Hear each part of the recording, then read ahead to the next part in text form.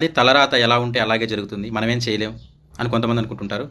కొంతమంది తలరాత ఏమి ఉండదు, డెస్టినీ ఏమి ఉండదు, విధి ఏమి ఉండదు, మనం క్రియేట్ చేసుకోవాలి, డెస్టినీ అనేది మనమే క్రియేట్ చేసుకోవాలి, ఆపర్చునిటీని మనమే క్రియేట్ చేసుకోవాలి అని కొంతమంది అంటుంటారు.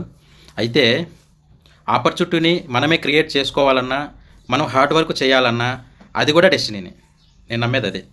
డెస్టినీ ఉంటేనే కష్టపడతాడు, డెస్టినీ లేకపోతే సోమరిపోతే అవుతాడు.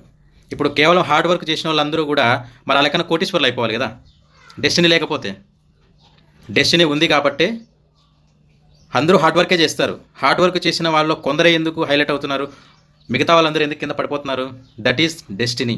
డెస్టినీ అనేది 100% ఉంటుంది. కష్టపడిన వాళ్ళందరూ కూడా ప్రయోజకులు ఏం కావలేదు కదా, కోటీశ్వర్లు ఏం అయిపోలేదు కదా. గొట్టు చాకరీ చేసేవాళ్ళు ఇప్పటికీ అలాగే చేస్తున్నారు, కొంతమంది మటుకి హైలైట్ అవుతున్నారు. అదే డెస్టినీ. అర్థమైందా? హార్డ్ వర్క్ చేయాలన్నా కూడా డెస్టినీనే.